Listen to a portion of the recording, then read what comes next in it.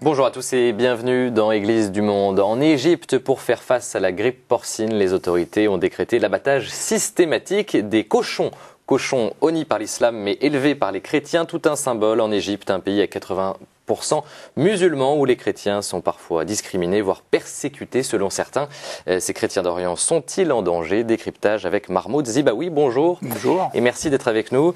Vous êtes l'auteur, entre autres, de ce livre, Les Coptes. C'est aux éditions de la Table Ronde. Vous êtes diplômé en sciences religieuses et docteur en histoire de l'art. Tout de suite, je vous propose de partir en Égypte à la découverte des Coptes. Qui sont-ils? Explication en images, Sophie Lenné. Descendants des pharaons, les chrétiens d'Égypte sont les Coptes. Leur église est l'une des plus anciennes du monde. Elle a été fondée par l'apôtre Saint Marc en l'an 42.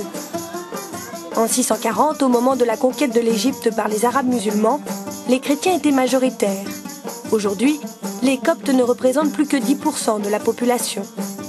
Ils appartiennent aux trois églises, orthodoxes pour la majorité, catholiques et protestants. Avec ses 7 millions de fidèles, c'est la plus importante communauté chrétienne du Moyen-Orient. Bien que cette communauté appartienne à une église pleinement égyptienne et arabe, celle-ci fait face depuis 30 ans aux problèmes islamistes. Assassinats par des intégristes musulmans, attaques d'églises et de monastères, enlèvement de jeunes filles, les Coptes ont de plus en plus de mal à vivre leur religion librement. Certains sont même forcés de se convertir à l'islam. On parle de 18 à 20 000 personnes par an.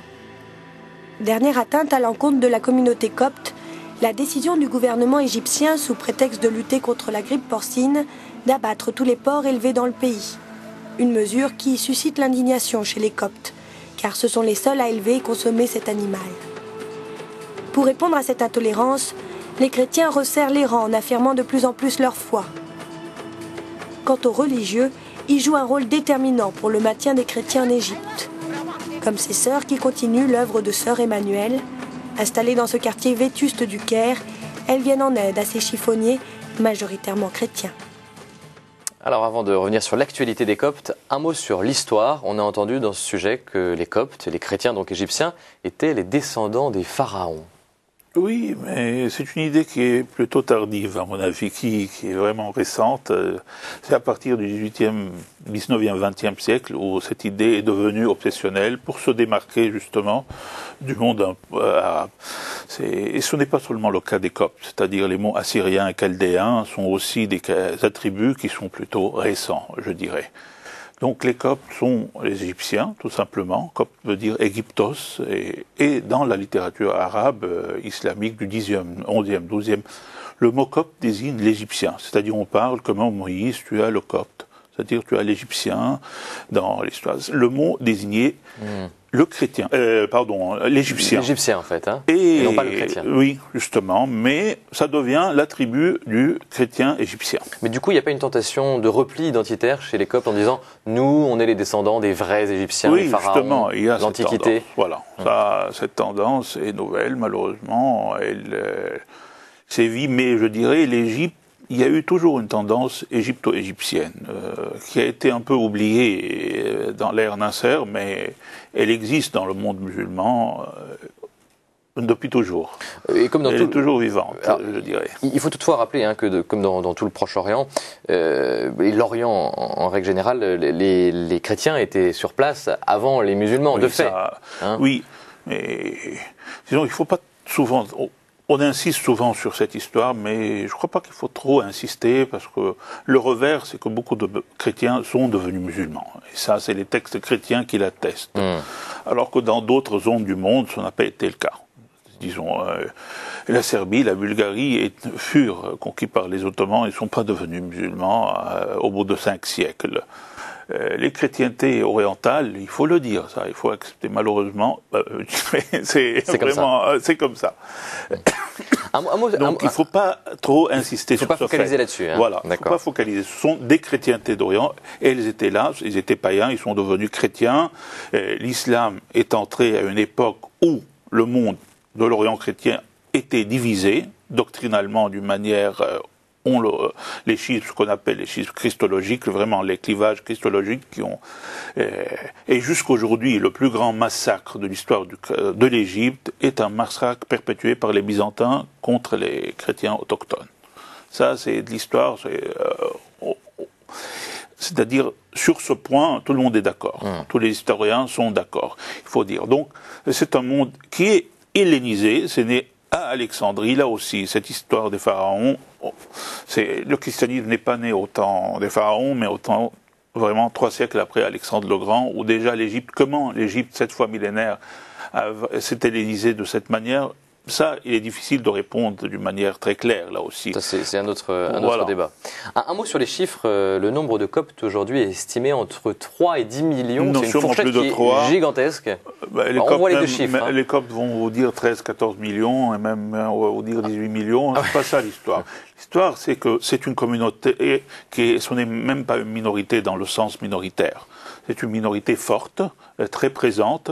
Ce n'est pas une tranche séparée de la société, ils vivent au milieu des musulmans, il n'y a pas de pays chrétien, dans le sens, beaucoup moins que dans d'autres pays arabes, c'est-à-dire le copte n'est pas une langue vivante, contrairement à ce qu'on peut croire, le copte est une langue morte, c'est une langue liturgique, ce n'est pas comme par exemple en Irak, où vraiment c'est tout un petit troupeau de chrétiens qui reste, mais le syriaque est resté vivant. Pourquoi ce n'est pas le cas en Égypte? C'est une autre histoire. C'est une autre histoire, mais il ne faut pas oublier ces petits détails qui sont très... C'est-à-dire, dès le XIe siècle, c'est le patriarche de l'Égypte qui fait un dictionnaire copto-arabe et qui dit dans la préface, je le fais parce que mon troupeau ne connaît plus cette langue. C'est pour lui apprendre sa propre langue. Donc, c'est un phénomène qui est arrivé il y a 1000 ans, donc l'arabisation des Coptes, mais cela ne veut pas dire qu'ils sont devenus musulmans, non, sur ça, mais donc je suis pour qu'il faut leur donner tous leurs droits de citoyens chrétiens. On va y revenir sur cette histoire de droit, mais un petit mot sur la mosaïque, les mosaïques, ou la mosaïque chrétienne plutôt en Égypte. Il y a les Coptes orthodoxes et les Coptes catholiques. Elle est beaucoup plus simple que chez nous, par exemple, qu'au Proche-Orient, où vraiment, si vous allez en Égypte ou en Syrie, chez vous, c'est le Liban, vous êtes libanais. Le Liban, voilà. La Syrie, la Jordanie, la Palestine, c'est une mosaïque, c'est vrai. Donc, même si une église est plus démographiquement est supérieure aux autres, mais elle est légèrement. Ce n'est pas. Mais alors qu'en Égypte, c'est vraiment une église nationale, autochtone, oui, orthodoxe, bien sûr. Le mot orthodoxe a un double sens maintenant, malheureusement. Elle est pré-chalcédonienne, elle n'est pas chalcédonienne. En Europe, si vous dites orthodoxe, ça veut dire les Grecs, les Russes et ceux qui vivent ce qu'on appelle les chrétiens chalcédoniens. Donc, les Coptes, si vous allez pour un ouvrage du 19e, même jusqu'à 1950, je dirais, ils sont classés monophysites. Mais en Égypte, si vous dites orthodoxe, c'est le copte. D'accord. Ceci dit, il y a bien ce qu'on appelle les Coptes catholiques. On va entendre d'ailleurs son représentant tout à l'heure dans l'émission. Il représente combien? Écoutez, c'est pas ça la question. C'est-à-dire l'uniatisme est né dans les temps modernes. C'est-à-dire au temps des croisés, il n'y a pas eu d'uniatisme. C'est quoi l'uniatisme en 2 mots? Non, c'est une église orientale qui s'unit à Rome, tout simplement. Donc il y a eu de toutes ces églises des branches. Chez les Arméniens, c'est un tout petit troupeau. Chez les Éthiopiens, c'est un tout petit troupeau. Chez les Coptes, c'est un tout petit troupeau. D'accord. En Palestine, c'est pas le cas. C'est une église qui est présente au Liban, en Syrie. Pareil, les Melkites, c'est-à-dire, c'est une branche qui est devenue... en Irak, paradoxalement, c'est la seule église uniate qui est devenue largement supérieure à l'église d'origine. D'accord, mais c'est un cas particulier. C'est-à-dire la branche est devenue largement plus grande que le tronc. Mais c'est le seul cas dans cette mosaïque d'église d'Orient. Dans le reportage tout à l'heure, on voyait des discriminations ou même des persécutions sur les Coptes. Est-ce que pour vous c'est une réalité et comment elle s'exprime? C'est une réalité, je trouve qu'elle est désastreuse si on fait le parcours historique. C'est-à-dire les Coptes, comme je l'ai dit, étaient là. Donc il ne faut pas être anachronique. Une société médiévale n'est pas une société du temps moderne, du XXe siècle, avec ce qu'on appelle démocratie et droits de l'homme. Ceci dit, si on compare entre l'Occident et l'Orient, le monde musulman, on va trouver qu'il a assigner une place à ces citoyens chrétiens. Et je dirais que des Omeyyades jusqu'aux Mamelouks, il y a une histoire copte qui a connu des hauts et des bas, mais ils étaient toujours présents là. Et après la période médiévale, après l'entrée des Mongols et des croisés, qui ont créé un islam mamelouk plutôt vraiment, comme on dit le jour, pur et dur, là, les chrétiens d'Orient ont subi un repli. Et aujourd'hui en Égypte, voilà, c'est ce que je dis. Ce qui est triste, c'est qu'au 19e et 20e siècle, l'église copte est ressuscitée, il faut le dire. Et elle a pris un poids considérable. Ouais. Donc elle ne s'est pas affaiblie à travers les siècles. Non, justement, elle est remontée. Elle a rebondi. Il y a vraiment eu une renaissance copte dès le 19e. 20e siècle, surtout la première moitié du 20e siècle, même au temps de Nasser. La plus grande cathédrale est bâtie au temps de Nasser. Mais aujourd'hui, le patriarche était très proche de Nasser. Mais est-ce qu'aujourd'hui on peut encore parler de discrimination et de persécution? Aujourd'hui, malheureusement. Comment elle s'exprime? Des attaques d'église? Oui, mais pas seulement contre les chrétiens, contre tous les penseurs, contre tout musulman qui est un peu différent. Vraiment, c'est l'Égypte qui fait face à la tentation de l'islamisation. Oui, voilà. Donc c'est les chrétiens et d'autres citoyens qui subissent cette tendance. Je dirais que c'est triste parce que dans le parcours, on sent qu'il y a un siècle qui est parti comme ça, gratuitement. Et puis, paraît-il, 18 000 à 20 000 chrétiens, vous allez nous dire si c'est vrai, se convertiraient à l'islam en Égypte, un phénomène inquiétant pour l'avenir de la communauté copte. À ce propos, je vous propose d'entendre le patriarche copte catholique, sa béatitude, Antonios Naguib, qui était de passage à Paris il y a peu. Écoutez et vous réagirez après. La raison principale est les problèmes matrimoniaux. Mais il y aurait d'autres raisons, par exemple les besoins économiques. Quelques-uns qui se trouvent dans des cas de besoin et qui n'ont pas un entourage chrétien autour d'eux, ils sont facilement attirés par l'entourage musulman. Ou bien, il peut aussi avoir des pressions, aussi pour du côté de l'aide financière. Et il y a d'autres fois par faiblesse humaine. Et je dois avouer que quelquefois aussi, peut-être c'est plus rare, mais c'est aussi l'une des raisons, il y a des zones qui ne sont pas desservies par la pastorale chrétienne. Voilà, alors c'est la raison du mariage au début de cette interview, c'est ce que disait sa béatitude Antonios Naguib. Vous pouvez nous expliquer, parce qu'il n'a pas développé Il n'a pas développé parce que ce point est délicat, surtout que c'est un copte catholique qui va parler des coptes orthodoxes, ce qui est donc le sujet est épineux. Vraiment. Donc non, je ne crois pas qu'il y a des conversions dans le sens dont on parle. Au contraire, il y a un réveil copte qui est un jeu de miroir avec le réveil islamique, ça aussi il faut le dire.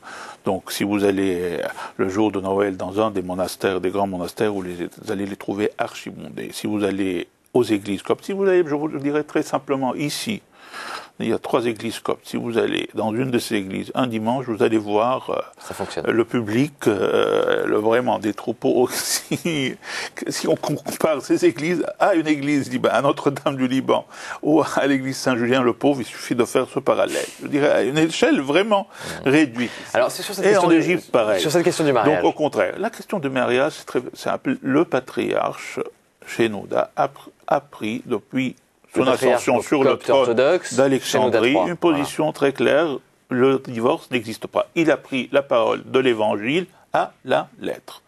Ce qui fait souvent des couples qui veulent divorcer, il n'y a qu'un seul recours. Se convertir à l'islam. Oui. D'accord. Donc cette question du divorce Je reviens. La question du divorce. Donc oui, il est sur ce point inflexible. D'accord. Inflexible. Je vous rappelle, il y a une histoire d'une actrice qui voulait divorcer. Donc finalement, elle est devenue syriaque orthodoxe pour pouvoir divorcer. Mais même, elle est dans une église sœur qui partage la même foi, c'est-à-dire une syriaque orthodoxe. Doctrinalement, pareillement, c'est la même famille. Shenouda III, vous l'avez évoqué, c'est qui en quelques mots? En fait, en gros, c'est le pape des Coptes. Figure, oui. C'est le pape des Coptes, oui, c'est ça. Il y a eu Cyril, puis Shenouda, qui sont 2 figures qui symbolisent le renouveau de l'Église copte. Et il faut le dire, c'était une église endormie qui est entrée dans une léthargie profonde au XVIe, XVIIe. Il suffit de voir l'histoire de l'art, comment un art si puissant au XIe, XIIe, XIIIe siècle disparaît presque.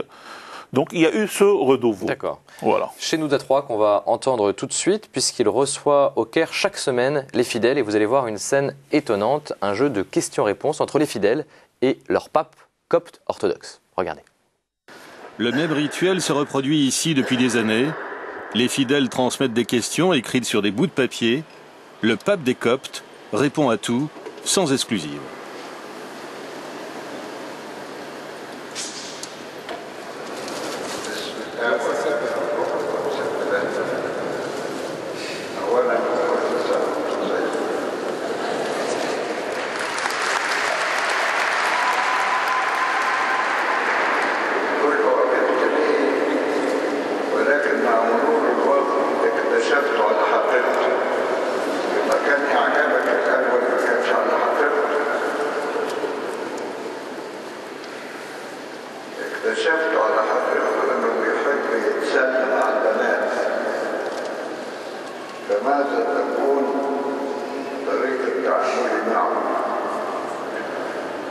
Réponse du pape Shenouda III à cette question posée par une jeune fille.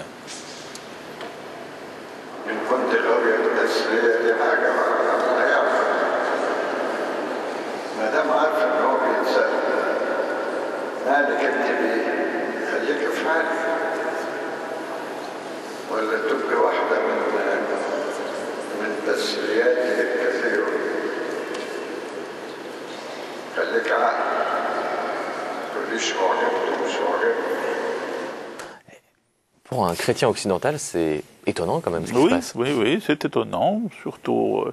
Et je dirais aussi, j'allais dire effrayant, entre guillemets, c'est-à-dire ce repli communautaire et ces Coptes qui maintenant sont devenus presque un peuple parallèle, mais exclus de la vie politique. Dans l'histoire, justement, je parlais de cette Renaissance. Le grand parti de la Renaissance de l'Égypte, c'était le Wafd. Les Coptes étaient très présents. C'était un parti islamo-chrétien. Le premier gouvernement d'indépendance, il y avait sur 10 ministres, 4 chrétiens, ce qui est inimaginable aujourd'hui. Et c'est un gouvernement qui est né d'une révolution égyptienne, la révolution de 1919. Ce repli qui sont soit dans le domaine des affaires, soit à l'église, c'est un peu... Là, Shenouda III, il donne des conseils très directs et très techniques à cette jeune fille c'est une église qui a perdu. Les orthodoxes, disons, gréco-slaves, on accuse le monde catholique d'être papolâtre. Or, c'est vrai, s'il y a un monde papolâtre, c'est le monde égyptien. Alors, l'Égypte abrite également de nombreux monastères, car c'est en Égypte qu'est né le monachisme chrétien, avec deux grandes figures, Saint Antoine et Saint Pacôme. Regardez ce même extrait de documentaire.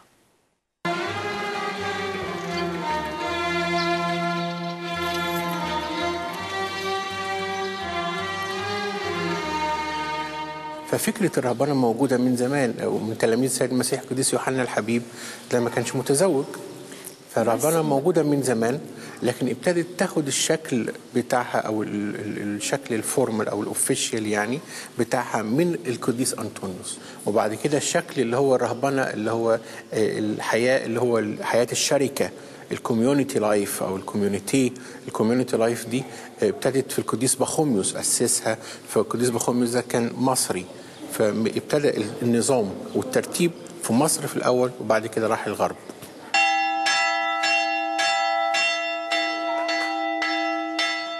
Alors, oui, c'est mon Égypte. C'est ça? Oui, j'aime beaucoup cette C'est-à-dire monastique. C'est-à-dire vraiment, ce qui m'attire, c'est un peu une Égypte apolitique, historique, sociale, je veux dire, c'est l'Égypte des images. Et le monachisme, c'est par excellence cela. Et un monachisme qui est très vivant, il faut le dire. Et qui est né en Égypte. Plus de 1000 moines. C'est vraiment, je peux vous dire, au Liban, c'est une vingtaine chez les Grecs orthodoxes, ce qu'on appelle les Melkites. C'est vraiment une église qui est vraiment très présente. Donc quand on parle d'une église endormie, non, loin de là. Une église très vivante, très présente, qui sont dans tous les domaines. Dans la chambre de commerce, le pourcentage des Coptes est vraiment très très élevé. Il faut le dire, c'est vraiment au-delà Et en même temps, il y a des discriminations. Voilà, il y a une attitude, et ce qui est affligeant, c'est que c'est une attitude qui est vraiment du peuple, du petit peuple.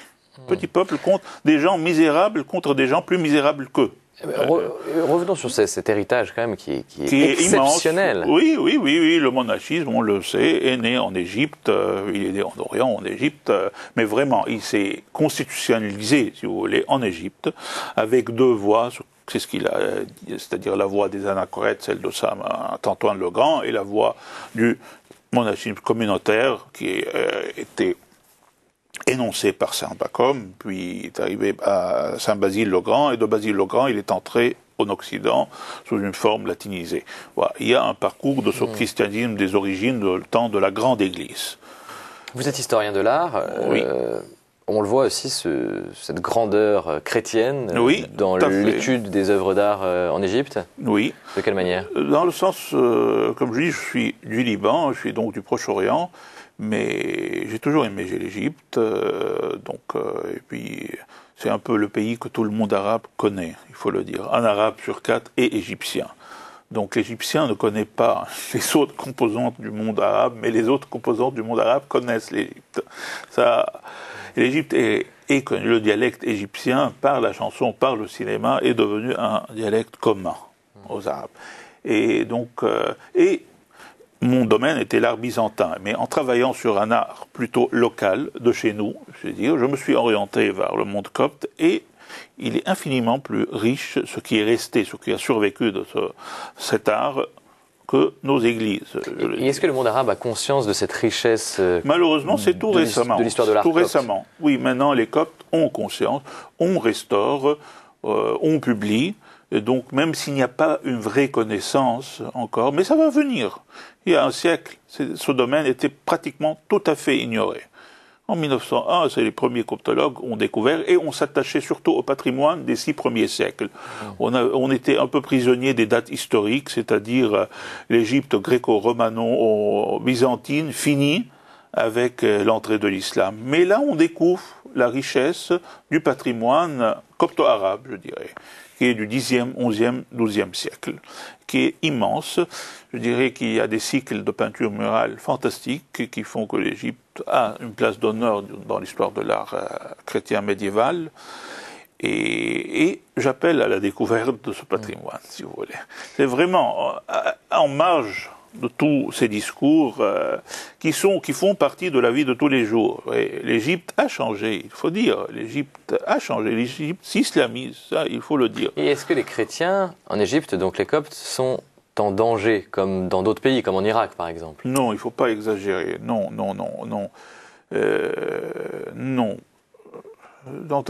Danger de disparition? Non, c'est une église qui fait plus de 10 millions. Non, mais c'est important à préciser. Non, qui sont en plein Caire, à Chobra, donc vraiment, c'est pas une société parallèle. En Haute-Égypte, il n'y a pas un monde copto-copte. Non. Et le dialogue avec le musulman se passe bien? Je dis oui, maintenant il se crispe. Il faut le dire, parce qu'on est arrivé, on vit comme dans une société médiévale. Il y a le noir et le blanc. Il y a l'orthodoxe et le non-orthodoxe. Orthodoxe, je dis que la vraie foi.